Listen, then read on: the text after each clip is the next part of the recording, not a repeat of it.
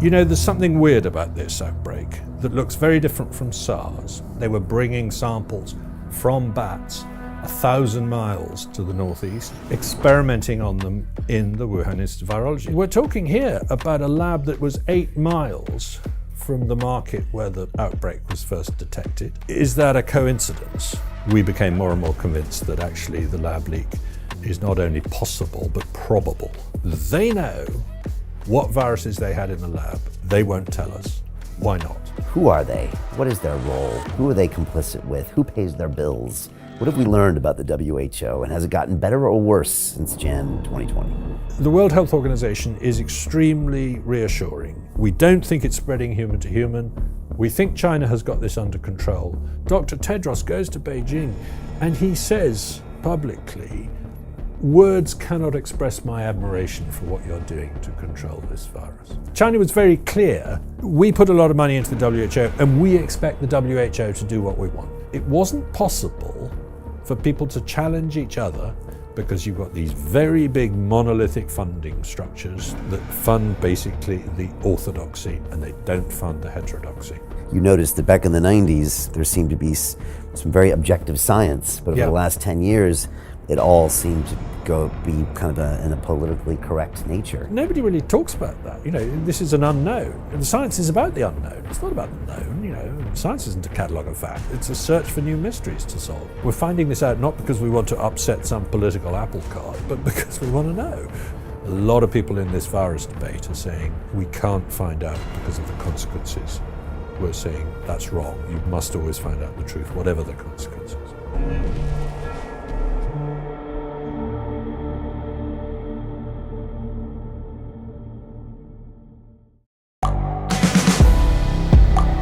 The world is changing.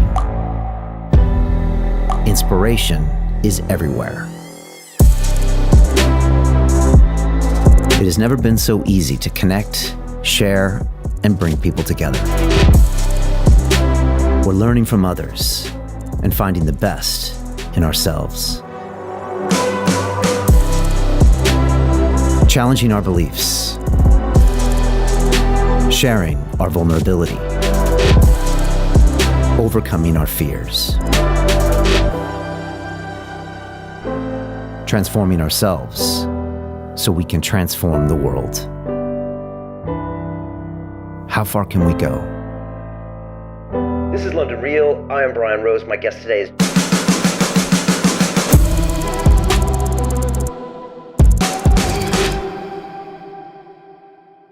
This is London Real. I am Brian Rose. My guest today is Matt Ridley, the science writer, journalist, and businessman. You spent 9 years as science editor for The Economist and are best known for writing about scientific discovery, the environment, and the economy.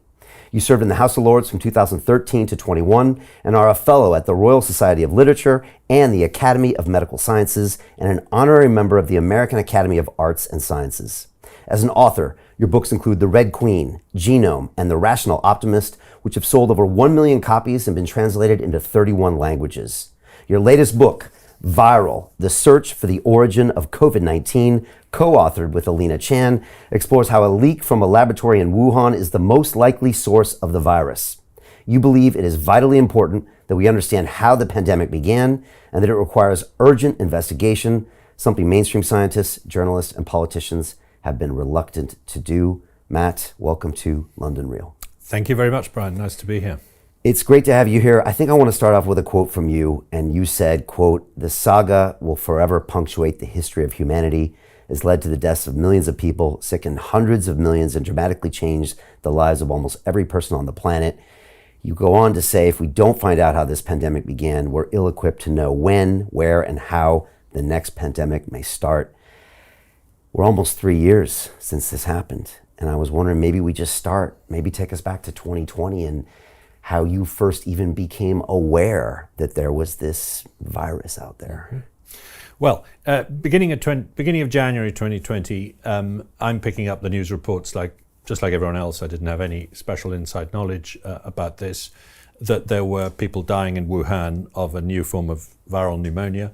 And there was speculation, maybe it came from a market very quickly. There's a market where a lot of cases were identified early on. So they actually used the diagnostic criteria. They said, have you been to the market? If so, you might have this disease, which makes it very difficult later to interpret how important the market was. And they're basing that on what happened in the case of SARS, because this is clearly a close relative of SARS. End of January, 23rd of January, the scientists in the Wuhan Institute of Virology published the genome of the virus for the first time. And that's a really interesting moment because they say it's closely related to a bat virus.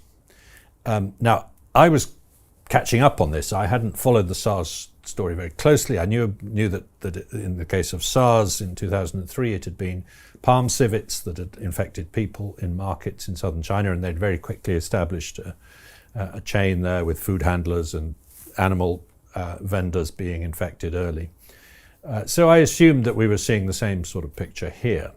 But the fact that it was bats, which they eventually had found out a few years ago that SARS originally came from bats, it made sense. The SARS-like coronaviruses are all, as far as we can make out, naturally resident in horseshoe bats. No other kind of bat. There's about 100 species of horseshoe bats. There's a lot in China. It looks like you get sarbecoviruses, as they're called, SARS-like coronaviruses, originally from horseshoe bats. So yes, they said, the Wuhan Institute of Virology said, we've found a closely related virus in bats. It's called RATG13. And it was previously discovered. They gave no link, they gave no reference. And I went online. I was researching articles about this topic, and I went online to find, okay, where did they find RATG13? Under what circumstances? In which bat? At what date? Is what I wanted to know. And I couldn't find any reference to that phrase in any online source at all. And so I wrote to the Wuhan scientists. They didn't reply. I wrote to some other people. They didn't know any more. It was nearly 2 months before we discovered that the reason for that is that they'd been using a different name for that virus right up until the year before. And that may or may not have been intended to confuse us, but it certainly did confuse us and set us back. Because once we knew the name they'd been using the year before, and it was a woman called Rossana Segreto who first spotted this thing had exactly the same sequence as a virus called RA4991. Once we knew that, we were able to find out where they'd collected 4991, and it turned out to be in a mine shaft in southern Yunnan, well over 1,000 miles from Wuhan, where there'd been an outbreak that had killed 3 people and sickened 3 others very badly. They eventually recovered. So this was a human. No, sorry, they didn't get the virus from the humans. They got it from bats in the same mine shaft a year after the outbreak. Well, this is quite important information. Because that happened back in 2012. The outbreak was in 2012. Right. The Wuhan Institute of Virology went back to that site 7 times over the next 2 years to try and find out what the bats were carrying, because they hadn't been able to identify the virus in the people, to find out what viruses the bats were carrying, because they suspected this was the first ever case of a SARS-like virus infecting people directly from a bat. That's what they thought had happened. We know that from a thesis at Kunming Medical University. So, so there's the start of an interesting trail here. What do we know? How do we know it? Why aren't we getting the full story up front from the Wuhan Institute of Virology? But at the time, I'm not even thinking it comes from a lab. And indeed, people were asking me, because they know I'm interested in molecular biology and infectious diseases and things like that, and colleagues in Parliament were asking me, I'm hearing that it might have come out of a lab in Wuhan. Is that true? And I'm saying, no, it's not true. It's definitely not true, because I've read this paper in the middle of March in Nature Medicine called The Proximal Origin of SARS-CoV-2, which says that we can rule that out. Now, I don't fully follow the arguments yet. I haven't gone into the detail, but these guys seem to be serious virologists, and they're saying, no, it didn't come out of a lab. So that's good enough for me. Well, it shouldn't have been good enough for me. It wasn't good enough for me because over the next couple of months, I start to dig a bit deeper. I find out this story about the Mojiang mine shaft, the connection with the Wuhan Institute of Virology, the fact that they were bringing samples from bats 1,000 miles to the northeast, the distance from Miami to New York or London to Rome, it's not next door, and experimenting on them in the Wuhan Institute of Virology. And then I found out the experiments they were doing on them. They were synthesizing viruses through a technique called reverse genetics. They were swapping genes in and out of viruses to test how dangerous these viruses were, etc. And then suddenly, in May of 2020, a paper appears online, a draft paper, a preprint, from a team of 3 scientists, one of whom was called Alina Chan, and she was the moving force behind this paper, saying, there's something weird about this outbreak that looks very different from SARS. This virus was very well adapted to human beings from the start. It didn't evolve very much in the first couple of months. That's surprising. Normally, if you've just jumped out of a bat and this is your first experience inside a human body, you've got to make some pretty rapid genetic switches to get good at infecting these new hosts called humans. Not least because in bats, this is an intestinal virus. In humans, it's a respiratory virus. So you're dealing with the lungs of a completely different, quite distinct mammal species. So you need to evolve like crazy to get good at this, right? To get infectious, to get, good at replicating and so on. This one doesn't seem to have done that. It seems to have been ready to go from the outset. Now that suggested to Alina Chan that we need to take seriously the possibility that it might have been the result of a laboratory accident, that it had been in human cells in the lab as part of an experiment and it had jumped. At the same time, that very same week in May of 2020, the head of the Centers for Disease Control in Beijing, a man named George Gao, announced that the market was not the site where it began. He was confident it was not. Well, since then, we've had American scientists saying we're confident it is, but George Gao hasn't changed his tune. He published something again in 2021 saying, no, I really don't think it did start in that market. I think the market was an amplifying event. It was a super spreader event. Somebody went to the market and gave it to a bunch of other people. But we've looked for it in animals in the market and we haven't found it. We can't find an infected animal in that market. We can find samples on the doorknobs, on the countertops, in the sewage, things like that, but they're the human version of the virus. So those two things, the fact that it was well adapted to humans from the start, the fact that it didn't seem to have come from the market, and then behind this, the knowledge that it had actually, the closest relative had been collected a long way away but brought to Wuhan, made me reopen my mind about whether or not this might be a laboratory leak. And within a few months, I was collaborating with Alina Chan on writing this book, and both of us remained agnostic. We didn't know what the answer was. But as time went on and we turned up more evidence, we became more and more convinced that actually the lab leak is not only possible, but probable, and that it needs to be taken very seriously. And yet we hit a brick wall with the scientific establishment. They kept saying, no, nothing to see here. We don't want to discuss it. We don't want to have debates about it. This is, a conspiracy theory or whatever. No, it's not. It's a distinct possibility. And you have been inside uncovering and writing through and about the scientific community for decades. Did it surprise you to get that kind of reaction? Well, I have to say, I'm a huge fan of science. My whole career has been about how wonderful science is. It's I think the human species' greatest achievement, bar none, is the knowledge that has been acquired through the scientific method.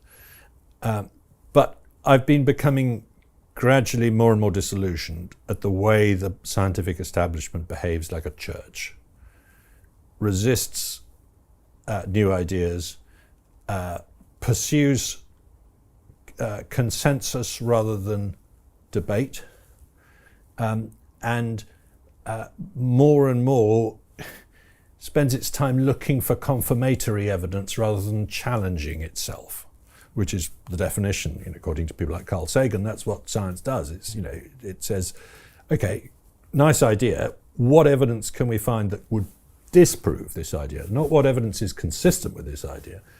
And it seems to me that in recent years, science has become more and more like that. But I have to say, this episode, the last 3 years, have made me very, very disillusioned with science as an institution. Not with science as a philosophy, but with science as an institution. Yeah, I have to agree to a certain extent. Now, in April of 2020, you wrote a paper for the Wall Street Journal, I think, talking about the concept of it being spread from a bat, and you kind of went into what was being told at the time. And then within a month or two, you were ready, or you wrote something saying, I'm now not sure, or it could have come from a lab. Exactly that. I wrote an article called The Bats Behind the Pandemic for the Wall Street Journal, and in it I said, we can be pretty sure it didn't come out of a lab, but we do know it came from a bat, and the question is, how did it get from a bat cave, probably 1,000 miles away, to Wuhan? And within a month or two, I'm saying, look, there are 4 ways this could have happened. There are lots of ways, but there are 4 obvious ways. One is that there's some animal being sold in the market in Wuhan that has come from a long way away and that somehow was stored in a cave where it picked up a bat disease, etc., etc. And that's what happened in the case of SARS, as far as we can make out. The second is that there's a human being who lives in a rural area, goes into a bat cave to harvest bat guano as fertilizer. He catches a train to Wuhan, he infects people.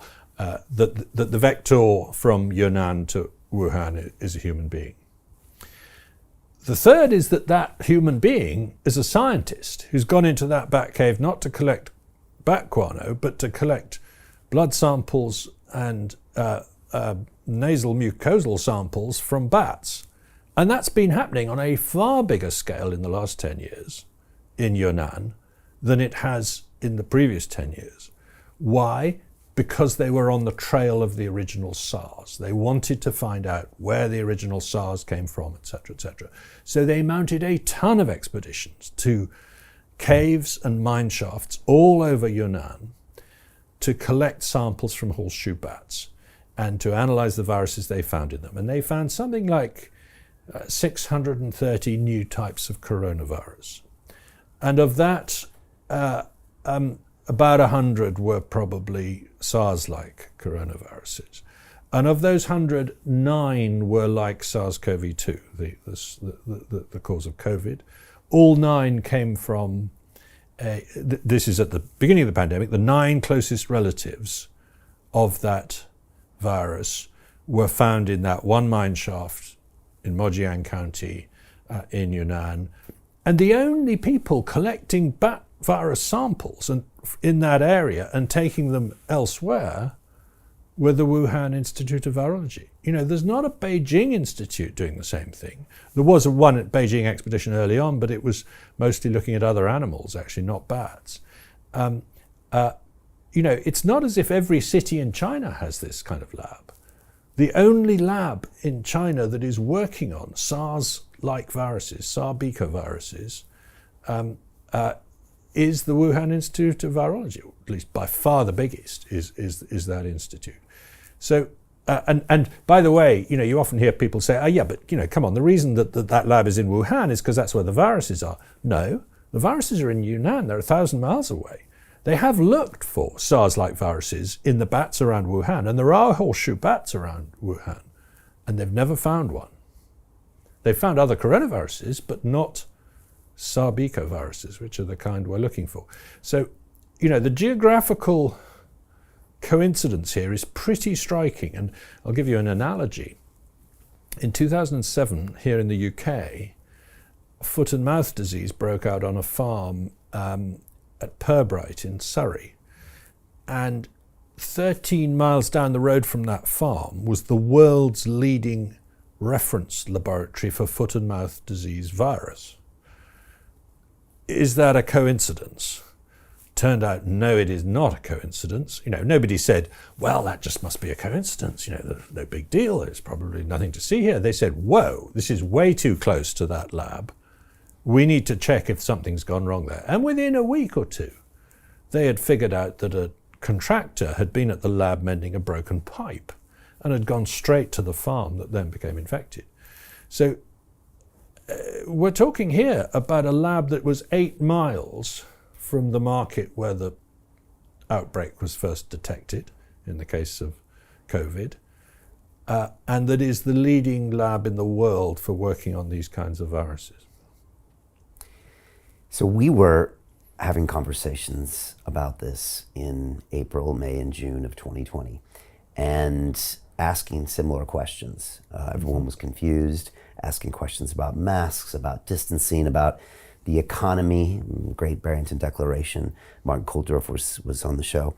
And other people asking about if it came from a lab in Wuhan. Now, the first few got us taken off these tech platforms. Mentioning Wuhan would have gotten you sent to the loony bin at that point. I mean, that was almost code red.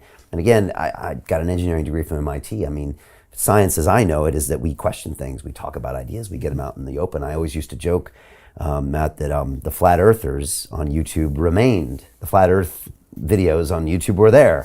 And if you want to watch them, you can watch them and you can debate them, and that's okay. Right. But anything asking questions about the virus or the origin virus was silenced. And the reason I bring it up is because in your investigation, there's a lot of powers involved here, from the Chinese Communist government to Fauci and America and pharmaceutical companies, et cetera. So how does this unfold? And this becomes very not about science very quickly, right? That's true. Alina's a practicing scientist. I've been a journalist most of my career, although I started as a scientist. We brought different skills to this. She could interrogate the science in great depth. And I, to some extent, was interested in just the simple journalistic practice of following trails to see where they led. Now, what was quite interesting is that, as you say, turning to Western scientists and saying, please can you tell me what you're finding out about the origin of this new disease that's killing people, was pretty useless. There was almost nobody interested. There was a little bit going on. As you say, it was very hard to talk about it on social media. Twitter was an exception. You could talk about it on Twitter, and that turned out to be vital. Facebook was censoring this. But if you contacted mainstream scientists, and I did, I contacted, senior people at the Royal Society and others and said, what do you think? And they would say, no, we can rule that out. So, well, why can you rule it out? Well, it's just been ruled out. You don't need to worry about the why. We understand these things, you don't. It's not quite what they were saying, but it wasn't far off. So the scientists were not much help. The journalists were not much help, with a few honourable exceptions. Ian Birrell on the Mail, John Sudworth at the BBC, who tried to go to this Mojiang site.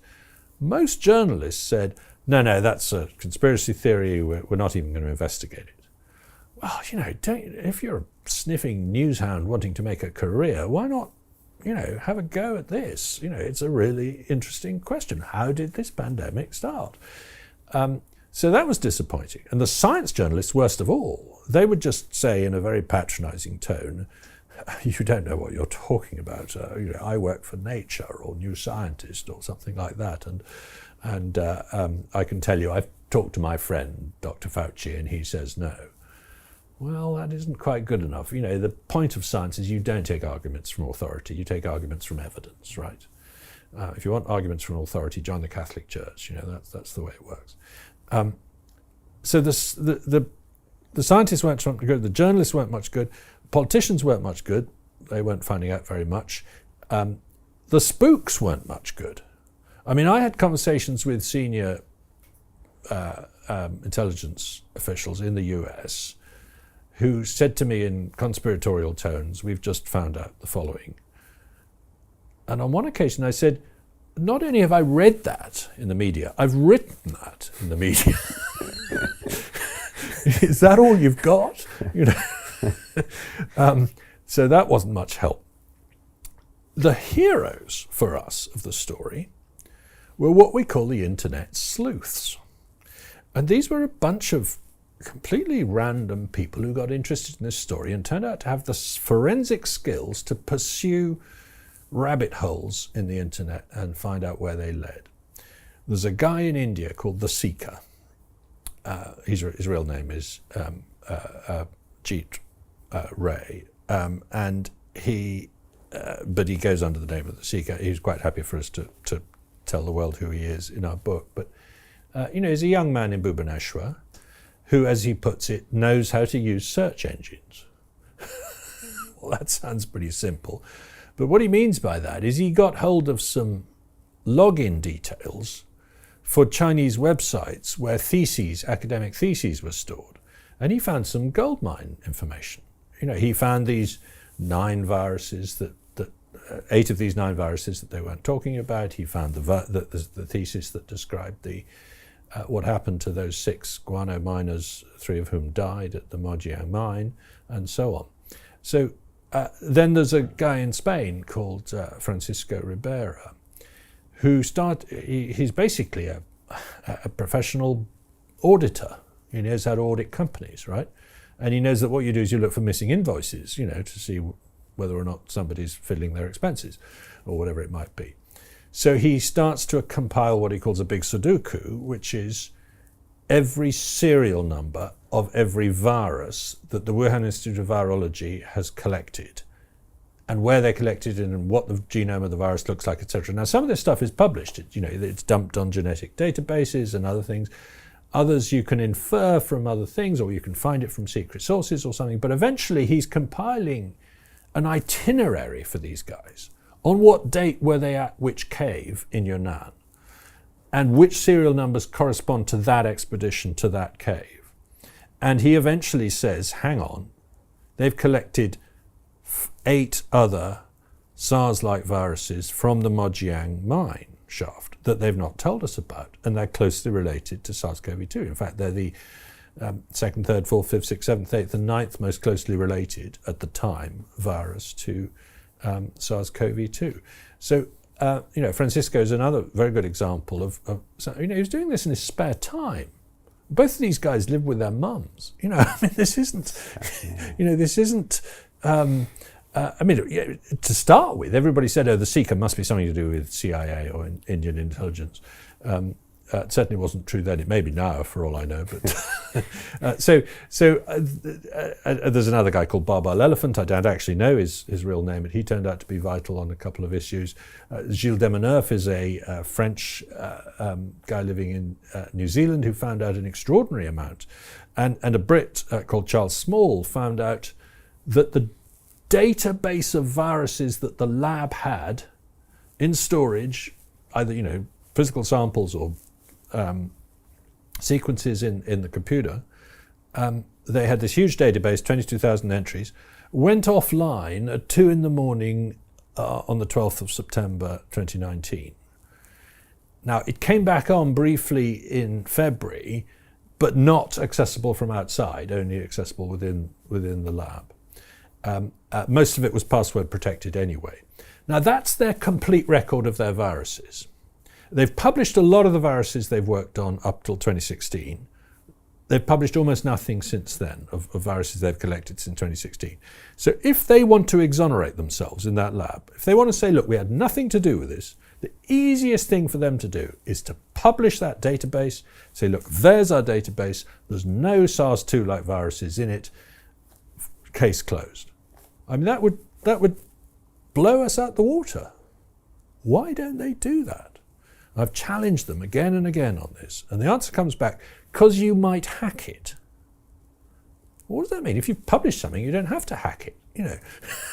It's a sort of meaningless remark. So, it's possible there's an innocent explanation for why they won't publish it. They're just so furious at being asked that they think it's impertinent of the world to demand to see that. And anyway, they want to keep things secret because they want to publish about them in the future. Well, hang on. North of 10 million people are dead. Don't you think we ought to be as transparent with each other as we can about what we know about this virus to try and help find out what happened? So, that database, to me, is as powerful a point as one can make. They know what viruses they had in the lab up till the end of 2019. They won't tell us. Why not? Right. And that was September 19. That's early. Yes, that's surprisingly early. Right. And also there was some strange military games and things happening around there before. I mean, you went full sleuth, but maybe you can fill us in on some of the other interesting and coincidental events that happened at the end of 19. Yeah, so October 2019, the World Military Games took place in Wuhan. And a lot of athletes went from all over the world. And there are persistent reports that a lot of the athletes got some quite nasty respiratory infections while they were there. It's been very difficult to get the authorities in America and Canada and European countries to go back and test these guys or test any samples they took at the time. You'd think with athletes there might be samples on, in fridges and things, in freezers. And to see whether, it's just possible someone did get infected with this kind of virus then. But it doesn't seem likely because it really does erupt in December. The number of cases explodes in December.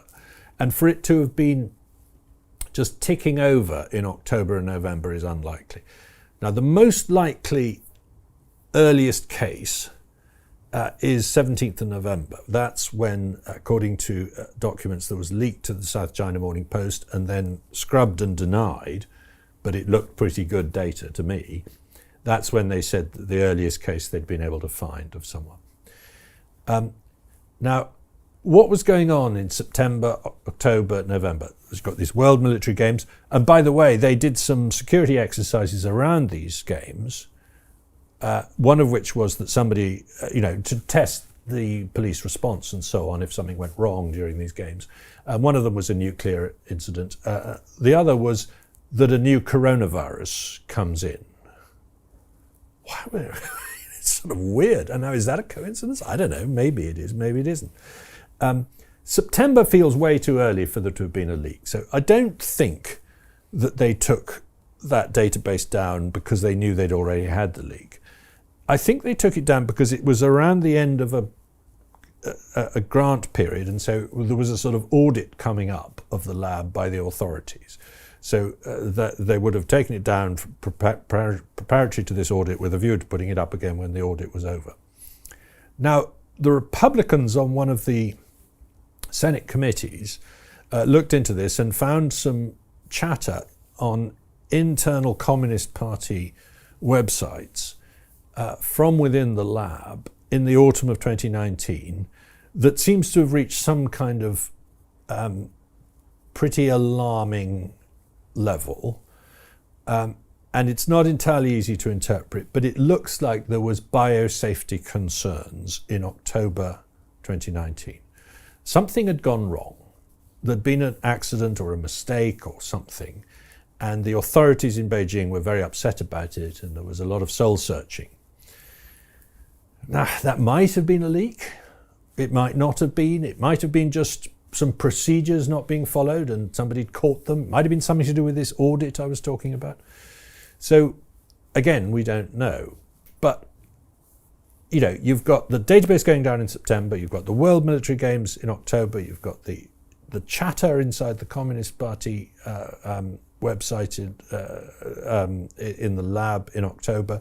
You've got the first case in the middle of November, as far as we can tell. You've got a bunch of cases in December, and probably about 250 cases before the end of December. So that's the period when something's happening, and we don't entirely know what. And there were two doctors in Wuhan that noticed this, I think, in two different hospitals. One later died of the disease. I remember reading a little bit about that at the time. What did we learn from them? Because I think also the Communist Party was a bit slow to maybe censor some of the information coming out of those two gentlemen. Yeah, that's right. In January 2020, there's quite a lot of chat on Chinese social media from within the hospitals about what doctors are seeing, what they're finding, and in particular, this ophthalmologist, Dr. Wen Liang, I think I've got his name right, he warns his friends and colleagues, there's a new viral pneumonia in our hospital. We're not supposed to talk about it, but watch it, take precautions. Now by the middle of February, he's dead of COVID, poor chap, and he's young, he's in his 30s. 33, right? Yeah.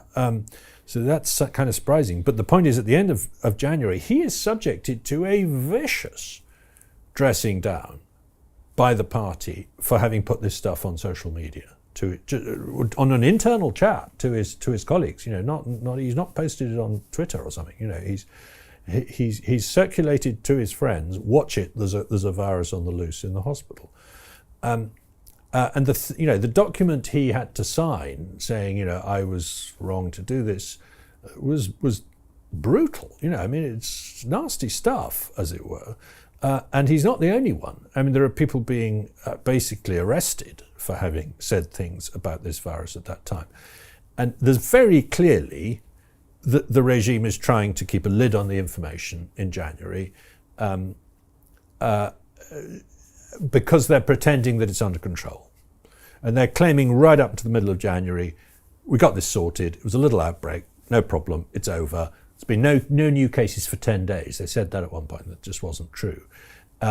There's no evidence of human-to-human transmission. They said that right up until the middle of January, and the World Health Organization echoed them on that. And by then, even the Taiwanese knew that wasn't true. There was information coming out saying not healthcare workers are getting infected who are handling patients and things like that. So of course there's human-to-human transmission. Not every case has gone to the market and bought a bamboo rat for dinner. This isn't what's happening. People are getting it from people. And the Chinese New Year mega banquet in Wuhan with, I can't remember how many, 100,000 people attending it, goes ahead at the end of January. And everyone goes back home all across the country. And everyone travels all over the world for that holiday. Right. And, so a chance is missed to nip this in the bud because of the way the regime reacted. Could something have been done? Yes, I think if on the 31st of December, which is essentially the date that the medical authorities in Wuhan wake up to the fact that something's happening, if on that date they had said, let's share all the information we can, not only inside China, but with the world. Let's find all the cases. Let's take immense precautions to isolate them. I think the whole thing could have been over in a couple of weeks. It's very infectious, so possibly not. But,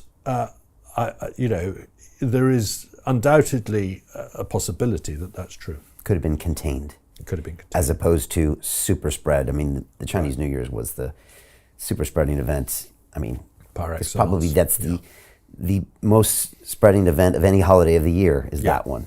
Now, it's possible, and we keep getting reports from Italy that there's evidence of the virus or antibodies to the virus in sewage in Italy from before December, from November or December. So and there were a lot of connections between Wuhan and northern Italy through the textile industry. It's possible that it was already out of China before they even detected it in China. But the reason I don't myself think that we can be sure about that is because picking up an antibody to SARS-CoV-2 in sewage in northern Italy may not tell you as much as you think, because there are 4 other coronaviruses that infect people all the time and cause versions of the common cold, and you get cross-reactivity of antibodies. So you might just be picking up the background radiation, as it were, of coronavirus immune reactions in human beings. You mentioned the WHO, who at the time was just echoing whatever China said. When most of the public hears about the World Health Organization for the first time, we hear these big words and, we see these logos and we just assume they're someone to trust like any major government. Who are they? What is their role? Who are they complicit with? Who pays their bills? What have we learned about the WHO, and has it gotten better or worse since Jan 2020? Well, I wrote an article critical of the WHO back in 2014 after they made a hash of the response to Ebola. In that case, they were reluctant to declare a problem because they were under pressure from the countries in West Africa where the problem was happening, not to make too much of a fuss about it. And they admitted that. They investigated themselves. Dr. David Nabarro led an investigation, and it was a very, very self-critical report.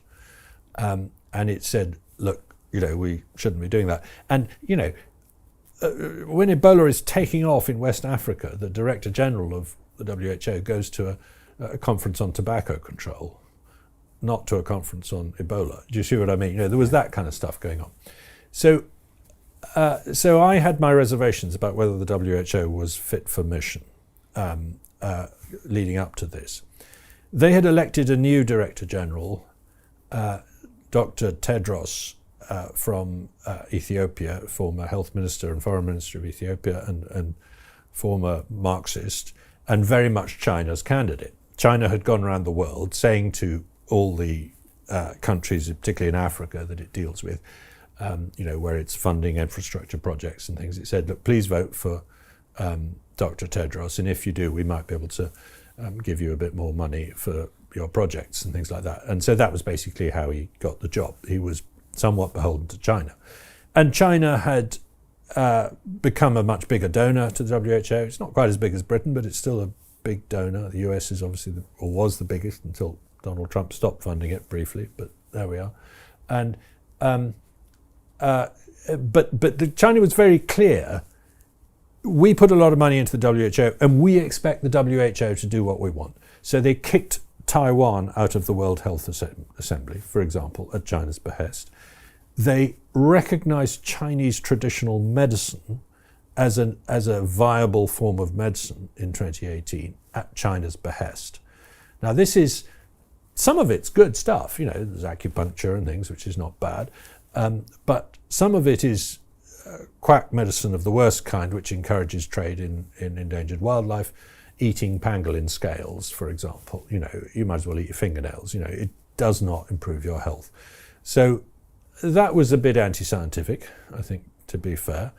And then when this breaks out, the World Health Organization is extremely reassuring. We don't think it's spreading human to human. We think China has got this under control. And in January, Dr. Tedros goes to Beijing and he says publicly, words cannot express my admiration for what you're doing to control this virus.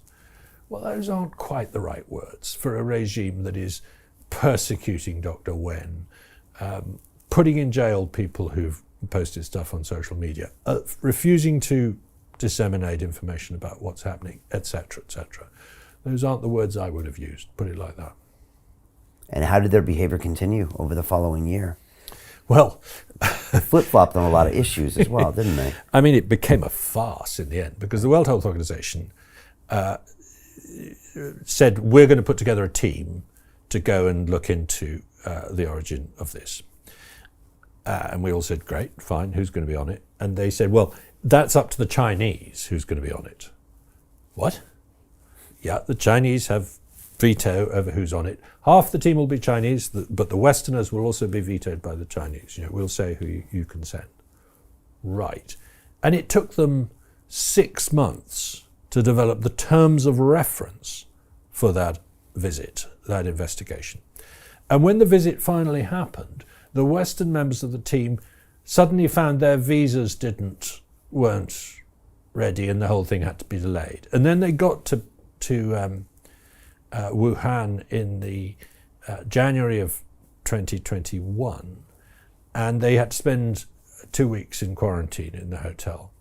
And then they had about 10 days of visits to various facilities in Wuhan. These included a day spent at the museum to celebrate the success of the regime in defeating COVID-19. Right? Was that really a useful use of their time? It included 3 hours at the Wuhan Institute of Virology, at the new campus, not the old campus, which is where the key work had been done, but never mind. Visiting the biosafety level 4 lab, which was not the one where this work had been done, but never mind. To continue watching the rest of the episode for free, visit our website londonreal.tv or click the link in the description below.